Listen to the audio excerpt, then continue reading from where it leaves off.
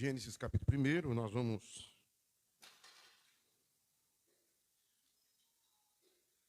estar meditando nesse capítulo.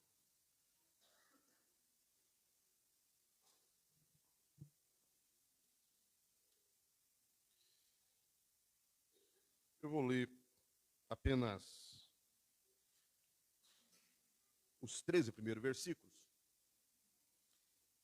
que diz assim: No princípio criou Deus os céus e a terra era sem forma e vazia, e havia trevas sobre a face do abismo, e o Espírito de Deus se movia sobre a face das águas. E disse Deus: haja luz, e houve luz. E viu Deus que era boa luz, e fez Deus separação entre a luz e as trevas. E Deus chamou a luz dia, e as trevas chamou noite, e foi a tarde e a manhã o primeiro dia.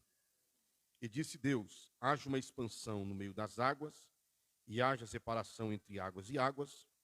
E fez Deus a expansão, e fez separação entre as águas que estavam debaixo da expansão e as águas que estavam sobre a expansão, e assim foi.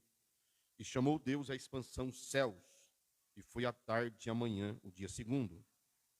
E disse Deus: ajunte-se as águas debaixo dos céus, no lugar, e apareça a porção seca. E assim foi. E chamou Deus a porção seca a terra, e ao ajuntamento das águas chamou mares, e viu Deus que era bom. E disse Deus: produza a terra erva verde, erva que dê semente, árvore frutífera, que dê fruto segundo a sua espécie, cuja semente está nela, sobre a terra. E assim foi. E a terra produziu erva dando semente conforme a sua espécie, e a árvore frutífera, cuja semente está nela conforme a sua espécie. E viu Deus que era bom, e foi a tarde e a manhã o dia terceiro. Amém? Nós vamos orar, irmãos, nessa oração, vamos apresentar o João, vizinho ali do nosso irmão Luciano, que passou pela cirurgia ali para a retirada de um câncer, e precisa das nossas orações. E os nossos irmãos, nós estamos sempre lembrando deles para orar. Nosso irmão Antônio Viana, nossa irmã Alice, nossa irmã Cecília, e nossas irmãs anciãs, a irmã Josina, a irmã Georgina, a irmã Isabel, que são carentes, todos nós irmãos que nós sabemos que se encontram enfermos. Nosso irmão Marcos vai estar orando. Oramos. Senhor, nosso Deus e nosso Pai, vamos agora aprender da Tua palavra. O Senhor tem para nós um recado, algo para melhorarmos a nossa condição espiritual. Oramos agora em favor dos nomes aqui mencionados. Deus amado, queira falar conosco através do Teu servo, pastor da igreja. Glórias ao Senhor pelas bênçãos alcançadas. Continua falando com a Tua igreja. Deus, queremos sair daqui melhores, mais preparados para os desafios do dia a dia. Continua abençoando a Tua igreja. Muito obrigado por essa data especial, pela chuva, pelas bênçãos do Senhor. Oramos uns pelos outros, certo da vitória, crendo que o Senhor tem para nós resposta para os nossos pedidos. Muito obrigado, Senhor. Fica conosco. Em nome do Senhor Jesus que oramos, pedimos, crendo, agradecemos desde já para todos sempre. Amém, Jesus. Queridos irmãos, quero meditar com os irmãos em Gênesis. Talvez no decorrer aí desse mês eu esteja concentrando alguns estudos da palavra no livro do Gênesis. E hoje eu quero pensar com os irmãos um pouco sobre esse primeiro capítulo de Gênesis. Primeiro, da necessidade deste livro. Os irmãos sabem que, e assim cremos, que os 5 primeiros livros da Bíblia foram escritos por Moisés, né? O livro do Gênesis, o livro do Êxodo, o livro do Levítico, o livro de Números e o livro de Deuteronômio. São 5 livros que foram escritos por Moisés. E houve a necessidade da escrita desses livros, porque o povo de Israel havia saído do Egito. Ficaram lá 400 anos, e durante 400 anos eles foram instruídos na religião egípcia, com os seus deuses, com as suas lendas, com as suas histórias. Então Moisés, quando escreve esses livros, se acredita que ele estava ali à margem do Jordão, quando Israel já tinha conquistado o lado de Jordão, o lado de cá, né? Eles ainda tinham que atravessar. Naquele período que ele ficou ali, ele tinha escrito esses livros a fim de trazer o conhecimento ao povo de Israel o Deus que havia libertado eles do Egito. Eles não conheciam esse Deus. Os irmãos veem quando Moisés ele encontra com Deus, Êxodo capítulo 3, ele pergunta: quem és tu, Senhor? Porque ele não tinha familiaridade com Deus. Durante 40 anos ele esteve no Egito aprendendo a cultura egípcia e a religião egípcia. Durante 40 anos depois ele esteve no deserto com o seu sogro Jetro, que não era um sacerdote do Deus vivo. E ele aprendeu a cultura, a liturgia, a religião do seu sogro. Então ele teve o conhecimento de Deus, Deus se revelou a ele: eu sou Deus de Abraão, Deus dos teus pais, né? Deus de Abraão, de Isaac e Jacó. Ele peregrina com esse povo, tira esse povo com mão forte de Deus, através dos sinais que Deus operou através dele no Egito. E agora ele vai dar o conhecimento desse Deus ao povo. Então há essa necessidade, houve essa necessidade. E Deus vai inspirar Moisés. A palavra inspiração, quando diz que toda a Bíblia é inspirada por Deus, a inspiração é o hálito de Deus. É como se Deus tivesse assoprado dentro de Moisés, como dos outros autores sagrados, o seu hálito. E eles então verbalizaram aquilo que Deus encheu eles. Então Deus o inspira a escrever. E parece-nos que quando Moisés está escrevendo, principalmente aqui, o livro do Gênesis, que ele está vendo Deus fazer tudo aquilo que Deus fez, toda a criação. Então Moisés está relatando algo histórico. Ele não está nos contando uma lenda, ele não está nos contando uma história, ou uma história de carochinha. Não, ele está nos contando uma história que havia acontecido, como se ele fosse uma testemunha ocular daquele momento. Então o livro do Gênesis começa com a criação, Deus fazendo todas as coisas. E esse capítulo ele está dividido em algumas partes, que são os dias da criação. Então ele começa no versículo 1 dizendo que no princípio criou Deus os céus e a terra. Ele está falando do princípio da criação, não é o princípio da eternidade, não é o princípio da existência de Deus. Não, Deus ele existe por si só. Deus não tem um início, não tem um meio, não tem um fim. Ele é eterno. E quando diz que no princípio criou Deus os céus e a terra, então está dizendo que Deus ele já é antes da criação. Então ele começa dizendo: no princípio criou Deus os céus e a terra. E isso é interessante. Talvez na próxima terça-feira eu faça aqui uma interpretação histórica do texto. Hoje eu vou fazer uma interpretação alegórica. Mas talvez aquele já está inculcando na mente do seu povo, do povo de Israel, porque na cultura egípcia os deuses eram criados e foram criados como através das águas. E ele aqui então vai pôr que Deus ele é o Criador. Ele é o Criador das águas. Então diz que no princípio criou Deus os céus e a terra. No versículo 2 ele vai trazer uma informação que a terra era sem forma e vazia. Eu vou voltar daqui a pouco nesse texto, porque se faz necessário para a mensagem que eu quero ministrar. Havia trevas sobre a face do abismo, e o Espírito de Deus se movia sobre as águas, ou sobre a face das águas. Aí ele começa então a relatar os 6 dias da criação. Do versículo 3 ao versículo 5, ele vai relatar a criação da luz. E disse Deus: haja luz. E é interessante que a luz foi criada por Deus antes de Deus criar os luminares, as estrelas, o sol, a lua, que vai ser criada apenas no 4º dia. Há uma confusão e até uma discussão teológica e científica, porque como pode a luz existir antes dos luminares? Mas Deus é Deus, irmãos. Se Deus criou os luminares, então ele poderia ter criado a luz antes dos luminares, porque ele é o Deus Todo-Poderoso. Então do versículo 3 ao versículo 5, Deus ele cria a luz e Deus faz separação entre dia e noite. Do versículo 6 ao versículo 8, Deus vai criar o firmamento. Deus então, a Bíblia diz no versículo 2 que há uma confusão, uma mistura entre terra, céu e água. É como a figura aqui de uma taça invertida. Quando você está com uma taça, a água está no fundo, né? O vazio em cima, mas é como se fosse uma taça invertida. E a água estava sobre o céu, debaixo do céu, de modo que não se distinguia uma coisa da outra. Então no segundo dia, Deus vai fazer essa separação entre águas e águas. Águas acima do firmamento, águas abaixo do firmamento. E Deus então vai chamar essa parte do firmamento de céus. Então nós temos aqui o segundo dia. O terceiro dia, do versículo 9 ao versículo número 13, Deus vai fazer agora a separação entre água e terra, entre a porção molhada e a porção seca. O ajuntamento de águas ele chama de mares, e o ajuntamento seco ele chama de terra. E ele vai começar a dar ordem para que se produza. Então, nesses primeiros versículos, 3 ao versículo de número 10, Deus está colocando em ordem a sua criação. Ele cria, agora ele está pondo em ordem. E a partir do versículo 11, ele vai começar a criar e fazer com que essas coisas que ele criou, que ele organizou, agora venha a produzir. Então, do versículo 11 ao versículo 13, nós vamos ver Deus agora dando ordem para que a terra produza a erva verde. E conforme essa espécie, ou conforme a sua espécie, continue essa produção. Versículo 14 ao versículo de número 19, nós temos o quarto dia, é quando Deus vai criar aí as estrelas, Deus vai criar o sol, Deus vai criar a lua, Deus vai criar, aqui fala sobre o luminar maior para governar o dia, o luminar menor para governar a noite, e todas as estrelas, no quarto dia, do versículo 14 ao versículo 19. Depois do versículo 20 ao versículo 23, Deus, ele vai criar as aves e como também ele vai criar os peixes. Então, ele havia lá, no dia de número 3, criado o mar ou separado o mar da terra, e agora ele cria os peixes e as aves.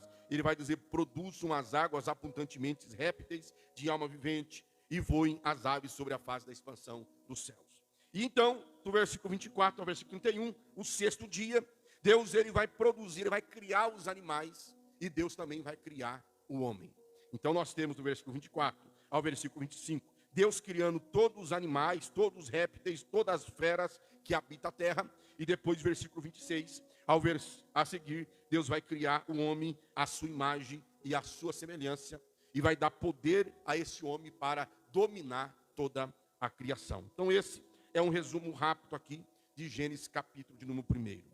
Mas o que nós aprendemos, eu vou fazer aqui uma interpretação alegórica. A interpretação alegórica é aquilo que você acha que o texto está dizendo. Não é aquilo que o texto em si está dizendo. O texto aqui ele nos traz uma informação histórica. Agora eu vou trazer uma interpretação espiritual do texto. Isso se chama interpretação alegórica. Primeira coisa que o texto nos informa é que Deus não faz nada sem antes trazer luz. Deus, irmãos, e Ele é Deus, Ele não faz nada na escuridão. Veja bem que lá no princípio Ele cria o céu e a terra. E quando Ele vai organizar essa criação, a primeira coisa que Ele faz é criar a luz. Haja luz. Eu não sei quem de vocês consegue fazer alguma coisa no escuro. Ninguém consegue fazer nada no escuro. Eu às vezes levanto à noite, e os irmãos sabem que eu uso o CPAP para dormir, e muitas vezes eu saio com aquele negócio pendurado, né, aquele cano na máscara de respiração, trupicando em tudo. Eu sou o tipo de pessoa que a claridade tira o meu sono. Então eu levanto à noite, se eu tenho que levantar para usar o toalete, eu não acendo lâmpada nenhuma. E todas as vezes aquela máscara ela seca um pouco a garganta. Às vezes não está bem regulada a umidade, ela seca a garganta. E eu começo a tatear para achar a garrafinha de água da Márcia para eu tomar água. Então, sempre eu estou derrubando ferro no chão. Eu digo para a Márcia que ela parece que faz as coisas para provocar a minha mente, porque ela põe a garrafa perto do ferro de passar, ou perde alguma coisa, eu vou pegar e eu derrubo tudo. E eu não acendo a luz, porque se eu acender a luz eu vou perder o sono. Então eu quero fazer no escuro, e não consigo fazer nada bem feito no escuro. Eu derrubo as coisas, derrubo água pelo chão, e aí, quando a Márcia tem que levantar, ela fica brava comigo, é óbvio, né? Porque ela acende a luz, eu não acendo. Não se faz nada direito na escuridão. E mesmo Deus, que a Bíblia diz que para Ele não há diferença entre escuridão e claridade, nada se esconde dos olhos dEle. Mesmo Deus, antes de continuar o seu processo de criação, Ele faz primeiro a luz. Haja luz. Nós não conseguiremos obter sucesso em meio às trevas, irmãos. Nós só teremos sucesso em todas as áreas de nossa vida diante da luz. Nós não podemos vivenciar ou querer existir ou querer fazer algo em trevas. A Bíblia ela nos ensina que a luz, ela revela todas as coisas. Às vezes nós queremos fazer alguma coisa, quando digo trevas, é na escuridão, para que ninguém veja, é de modo oculto, é de modo não um pouco ortodoxo, nem um pouco ortodoxo, nem um pouco limpo, para que nós talvez possamos enganar alguém ou esconder algo de alguém. E isso nunca deu certo. Nunca deu certo o marido que esconde o celular da mulher e a mulher que esconde o celular do marido. Nunca deu certo pessoas que escondem as coisas achando que vai dar certo. Porque lá na frente, tudo vem à luz. A Bíblia diz que não há nada encoberto que não seja revelado. Então nós não fomos chamados para fazer as coisas nas trevas. Nós fomos chamados para fazer as coisas na luz. A palavra de Deus é essa luz. O salmista diz: lâmpada para os meus pés e a tua palavra é luz para o meu caminho. Quando o salmista diz no Salmo 119, versículo 9: como purificará o mancebo o teu caminho? Responde: observando conforme a tua palavra. A palavra é a luz que ilumina a nossa vida, ilumina ao nosso redor, para que nós possamos tomar decisões e fazer coisas de modo correto. Nós não fomos chamados para fazer coisas de modo errado. Vou repetir, nós não fomos chamados para fazer as coisas às escondidas. Nós fomos chamados para fazer as coisas à luz. Até porque nós somos a luz do mundo. Nós temos que ter esse entendimento, que tudo que você for fazer nas trevas não vai prosperar. Você pode por um tempo até conseguir, mas quando chega no momento em que tudo vem às claras, o ganho lá atrás não serve para nada, diante da perca que você tem lá na frente. Então nada melhor do que andar durante o dia, do que andar em luz, do que fazer as coisas de modo claro, para que todos vejam. Paulo diz que a nossa vida é um livro aberto. Não é um livro fechado, é um livro aberto que todos leem, que todos contemplam. Então tudo aquilo que você vai fazer, um dia, vai chegar à vista de todos.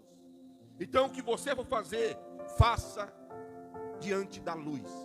Diz Deus: haja luz. Segundo, no versículo 2, faz necessário dizer, há no meio acadêmico uma discussão, porque o texto diz que a terra era sem forma e vazia.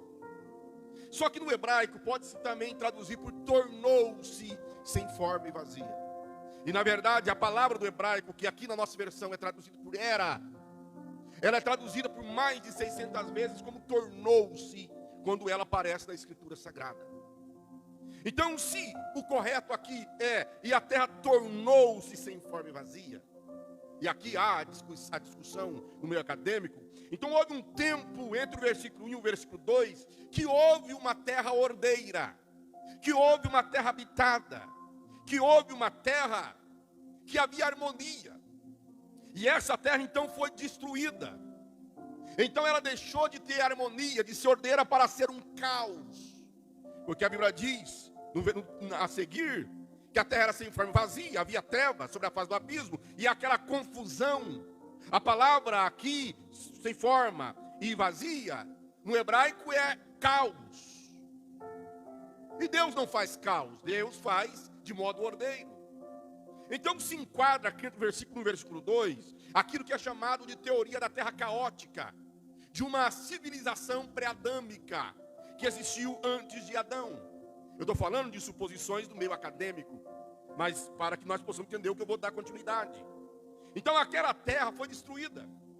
Nós temos, por exemplo, o texto de 2 Pedro, capítulo 3, do versículo 5 ao versículo 7. Nós temos Jeremias, capítulo 4, versículo 23 ao 26. Nós temos alguns textos em Ezequiel, que fala sobre um reino que foi encoberto pelas águas. Então um dilúvio antes de Noé, que destruiu e varreu. E aqui se enquadra o que alguns teólogos assim acreditam, que foi quando o diabo foi derrubado do céu. O Senhor Jesus, ele diz: eu vi o diabo caindo como uma estrela. Diz que aquela civilização de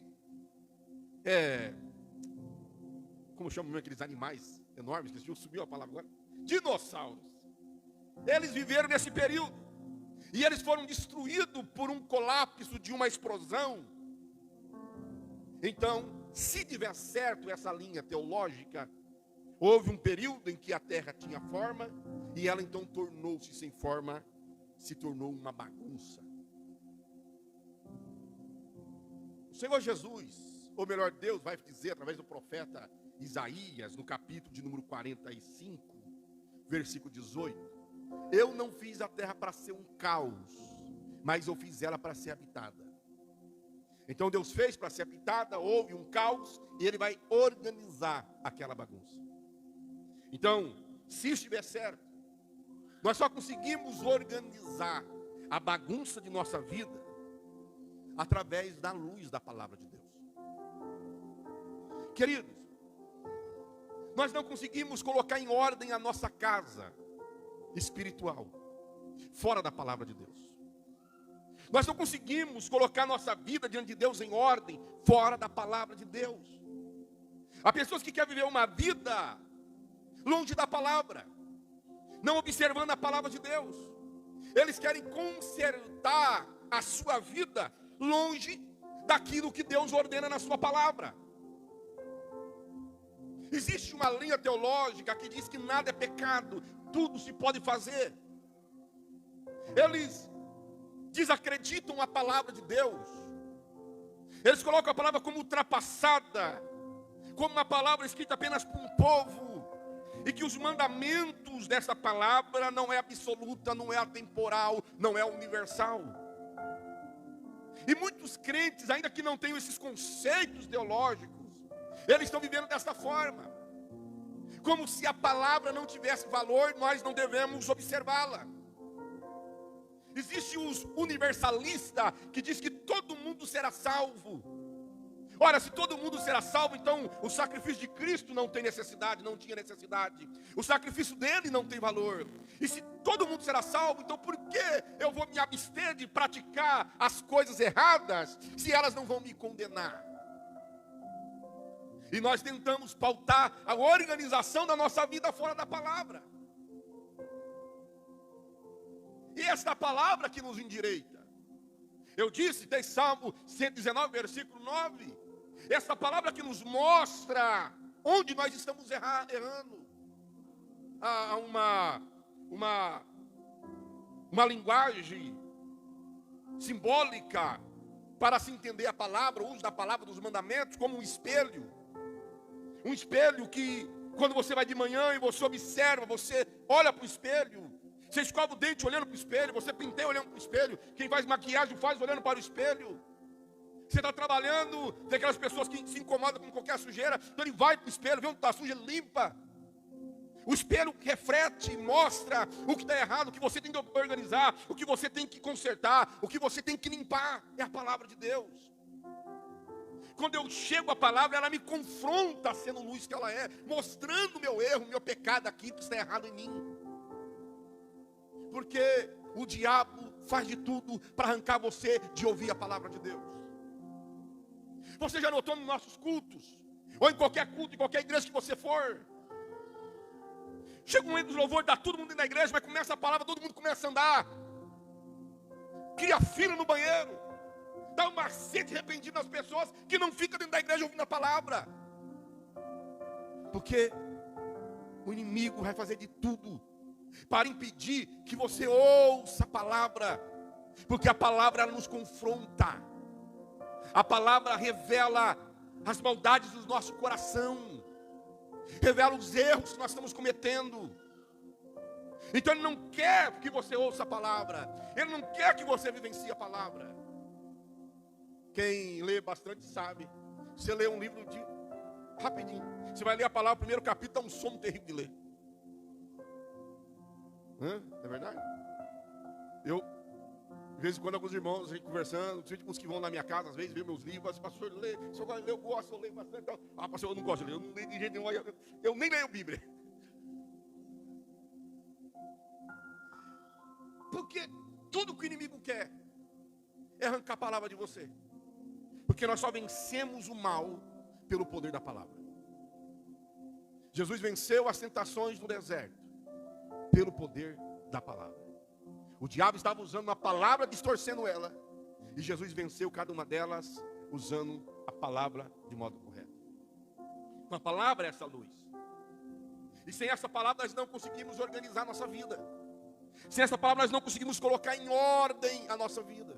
Não adianta, meu irmão. Não adianta você falar que é crente e você tentar entrar de modo correto, longe da palavra. A palavra é o nosso manual. A palavra é a constituição do reino. O Senhor diz: vós já está limpos pela palavra que eu vos tenho falado. É esta palavra que nos limpa, que começa a colocar em ordem a nossa casa. Por isso que o Senhor Jesus, ele vai dizer que quem ouve a palavra, pratica a palavra, guarda a palavra, como um homem que edificou a casa sobre a rocha. Organização, estrutura. Então, Deus cria. Se essa interpretação estiver correta, vou fazer uma interpretação alegórica, o diabo destrói. E Deus então começa a colocar em ordem, criando primeiro a luz. Haja luz. Deus nos criou. Deus criou o homem. O diabo deformou o homem. E Deus, ele começa a pôr o homem em ordem através da palavra dele. É por isso que João, ele vai começar o seu evangelho dizendo: no princípio era o verbo, a palavra. E o verbo era Deus. E o verbo estava com Deus. Porque é esta palavra que nos alimenta e que nos transforma. Paulo vai falar assim sobre a lavagem regeneradora pela palavra. Regenerar, nascer de novo. A palavra, ela produz um novo nascimento. Nicodemos diz assim: como é que eu posso herdar o reino de Deus? Jesus fala para ele: você tem que nascer de novo. Mas como eu vou nascer de novo? Como pode ser eu velho, todo deformado, entrar no ventre da minha mãe e nascer de novo? O Senhor diz: não é esse nascimento. Porque o que é nascido da carne é carne. O que é nascido do sangue é sangue. Mas o que é nascido do Espírito é Espírito, é espiritual. Então você tem que nascer da água e do Espírito. Água, palavra. E aonde é que estava o Espírito aqui? O Espírito estava sobre a face do abismo, movendo-se sobre as águas. A Bíblia diz que é o Espírito Santo que convence o homem do pecado, da justiça e do juízo. É através da atuação do Espírito Santo em nós que nós ouvimos a palavra, cremos na palavra, e a palavra aplicada na nossa vida, ela começa a surtir efeito, transformando o nosso modo de viver. Quantas pessoas que chegou na igreja, todo deformado, vício, uma vida depravada, uma vida sem nenhuma estrutura, destruída. O Espírito Santo trouxe, aplicou a palavra, e a palavra transformou essas pessoas. E essas pessoas hoje são homens e mulheres de Deus e fazem obra de Deus. É a palavra pondo em ordem aquilo que foi destruído. Então o Senhor, versículo 3 a 5, ele cria o dia e a noite, porque ele fez a luz, ele diz: haja luz. No versículo 6 a 8, ele vai começar a colocar em ordem agora a água, separando, criando firmamento, água sobre firmamento, água debaixo do firmamento. No versículo 9 a 10, ele vai organizar agora a terra, separando a terra da água, fazendo mares e fazendo a terra seca. E então, a partir do versículo 11, ele começa, essa criação começa a produzir. Não há produção sem organização. Não há produção. Produção, né? A palavra está sendo difícil. Não tem como você criar, você fazer, se você não estiver organizado diante de Deus. Há pessoas que querem fazer no reino, quer pregar, quer cantar, quer ministrar, quer servir, mas se a vida dele não está organizada, não está em ordem, como é que ele vai produzir? Há pessoas que querem produzir na sua casa, área material, mas ele é desorganizado com as coisas dele. Ele não tem organização porque ele recebe com aquilo que ele gasta. Ele não é organizado com as suas contas. Ele quer ter um carro, ele quer ter uma casa, ele quer ter uma roça, ele quer fazer um monte de coisa, mas ele não consegue fazer nada. Por quê? Porque ele não é organizado. Só pode criar alguma coisa após organizar, meu querido. Você já viu que tem pessoas que a vida dele é uma verdadeira bagunça? Você vai na casa dele, a casa dele é uma bagunça. Não tem organização em nada, mas ele quer produzir. Ele quer fazer e não consegue. A cada passo que está para frente, é 5 para trás. Querido, nós temos que organizar a nossa vida. Eu estou falando para pessoas experientes aqui. Talvez não vai servir isso para você, mas serve para alguém que você conhece, seu filho, seu neto. Tem que ter o controle do que você ganha, do que você gasta. Tem que ter um caderno onde você anota tudo. Você tem que tentar organizar ao máximo a sua vida. A pessoa desorganizada com horário, por exemplo. No exército, a primeira coisa que eles ensinam a um soldado é que quando o negócio lá tocar, como é que chama aquilo lá? Não é buzina, não, acho que não é sirene também não, outro nome que toca lá, ao raiar do dia. A primeira coisa que o soldado tem que fazer é arrumar a sua cama. Ele levanta, é arrumar a cama. Primeira coisa. É organizar aquilo que ele deita, onde ele dorme. Se o chefe dele, o capitão, sei lá, o cabo, chegar e ver a cama desorganizada, ele é preso. É como você quando começa uma obra. Aí, falando da minha área. Quando, por exemplo, eu começo um acabamento, que é a minha área específica. Eu não vou para a obra sem antes levar uma vassoura. E às vezes a mais fica brava, porque eu acabo pegando a vassoura dela. Que a primeira coisa que eu vou fazer na obra é varrer, é organizar, é pôr as coisas no lugar, para depois iniciar. Por isso que às vezes vai em alguma obra e você vê aqueles pisos sentados assim, tudo cheio de barro, de areia, aquela bagunça. Você fala, meu Deus, o cara pagou tão caro no piso desse, agora está tudo arranhado. Organização. Você organiza e então você começa a produzir. A vida material e a vida espiritual é a mesma coisa. Se eu quero produzir no mundo espiritual, eu tenho que organizar a minha vida espiritual. Se eu quero produzir no mundo material, eu tenho que organizar a minha vida no mundo material. E Gênesis capítulo 1 nos ensina isso. Que se eu não me organizar, não tem como eu produzir. E eu estou falando de Deus, o Todo-Poderoso, o Onipotente, que primeiro organiza, para depois criar, fazer produzir. Quem está entendendo, diga amém. Interessante quando aquele moço endemoniado lá de Gadara, possuído por uma legião, vivia nu, e prendia ele quebrava as correntes, e ele dormia no sepulcro, todo mundo tinha medo dele. Quando Jesus chega, Jesus expulsa os demônios dele.